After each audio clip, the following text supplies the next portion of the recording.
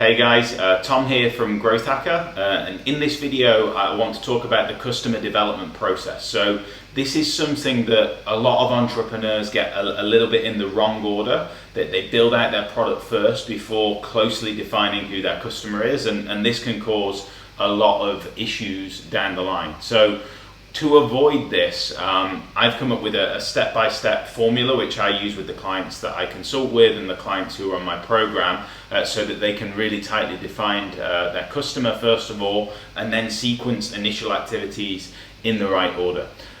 So here is a little snapshot of the key things that are involved in the customer development process. So first of all, identifying the niche. So it is so important to know where your target customer is right now, okay? So you need to fully understand everything about that customer, and you need to know them and their characteristics to the extent where you can picture them sitting across from you. Like, they should be someone who you feel that you know well enough to take out for dinner. Like, you should know them personally, and you should know all of the factors relating to their business situation and also their personal situation as well. So in order to define the niche, the broad category of things, the first one being demographic and socioeconomic factors. These are your kind of, I think a lot of entrepreneurs would do this sort of stuff. So sex, age, maybe job title, income, those kind of things, okay? So that's your kind of basic level to figure out who it is that you're targeting. But then we need to go into a little bit more detail. So where is your client currently at? What's their current emotional and psychological state? What's their income levels? What's their job satisfaction? All of that sort of thing. And then from there, okay, they're currently here. In 2 years, that's the timeline that I like to go with because it's a little bit more realistic. In 2 years, where would they want to be? Where do they want to get to? And then digging a little bit deeper from that, this is where you can really find out about them and about the things that they believe and this sort of stuff. What are their interests? What tools do they use, like in terms of software? What books do they read? What are their fears? What suspicions do they have? What enemies do they have? Things that they really don't like. Knowing all of these things means that you can communicate so well with your customer, and it means that you will be able to resonate with them as well. And by doing this process at the start, before you build out your product, it means that you can build something that is going to fit really well for that. Now, relating to this niche identification, you need to be as specific as possible here. We need to really hone in. Now, a lot of entrepreneurs that I've worked with have said, oh, but if I hone in so much on this one customer, is that not going to make my market too small? And the answer is no. And the main reason for this is because if you target a really specific group of people, your message will resonate better and you will convert better, and the solution that you build will be a better fit for those people, first of all. And then, even though the niche might seem small, you'll be surprised. There will be a large audience of people available if you've got an online product. Like, there will be ample audience to start off, and then as you go along, you'll be able to sequence outwards. So really valuable companies always do this process. So this is an example here of Facebook. So they started on the Harvard campus, and then they sequenced out to US colleges, and then after that they sequenced to the world. And by concentrating their efforts at the start, they were able to really understand what their customer wanted and deliver what they wanted, and then they can sequence after, and you should do exactly the same thing. Okay, so that is niche identification. Next up, the roadmap. So once we know where our customers are at and where they want to get to, we need to figure out the journey that they are going to go through if they want to get there. So the first step of this is to identify, if they were to set out on this journey on their own, what problems would they likely face along the way. Okay, and when we've established that, if we say, okay, they're experiencing these problems that are maybe going to block them from achieving their goals, what are the current on the market available activities that they could perform to get around that problem, and what results will that get?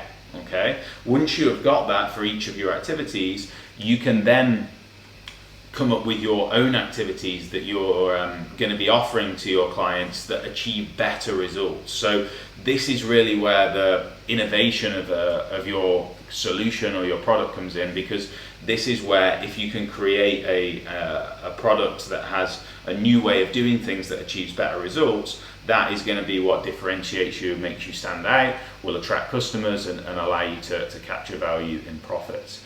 Now the key here is the game-changing secrets. If you have a new activity that achieves a new result, it likely means that you know something that other people don't, and that is the key to your marketing activities. So this is typically the link between the new activity that gives you the new result. And if your business is based on these types of secret, then it allows you to, that should be the key points in your marketing. Marketing is all about game-changing secrets. So a couple of examples of that would be Netflix, who were the first business to take the kind of films and series online as part of a membership. So that was their new way of doing things, that film watching can be completely online, it can be unlimited access, and it can be for a small monthly fee.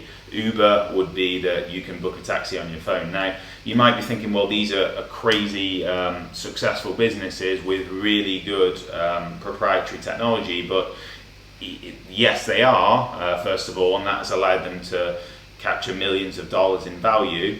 But that said, game-changing secrets don't have to be world-changing things. They just need to be things that are little known that achieve better results. So they don't have to be on a global level like that, but you do need something that stands you out from your competitors.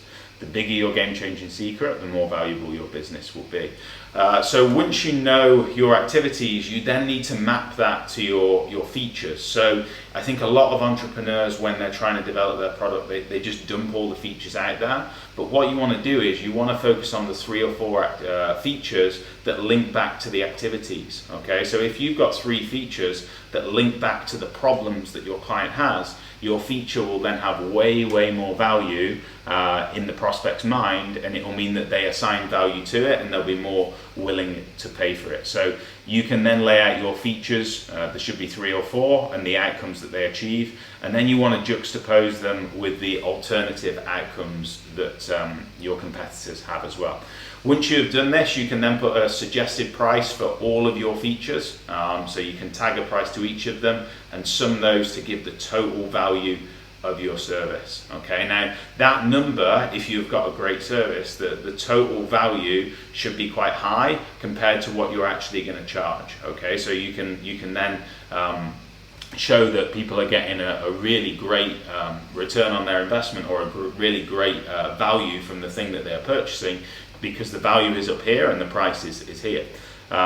When you've done that, it is a good idea to layer into your offering some urgency, scarcity, and risk. So ways that we can drop the price for a short-term basis to encourage urgency, demonstrate that we have a limited number of spaces, or set up an environment where that is the case, or there's a countdown discount and things like that to encourage people to take action right now, because that can block a lot of sales. And then also, if you're able to reversing the risk, and you assume the risk, so that it then becomes a no-brainer for people to purchase. They're getting something that is worth this amount for this amount, and if they don't like it, they can get their money back. Okay, that is the way to kind of give people a no-brainer decision where it makes sense for them to purchase. So that is, guys, the customer development process that I go through in a nutshell. I'd really recommend that you look into this. It is so important that you get this right, and that you do this process before you start developing your product, because you need to make sure that you understand your customer.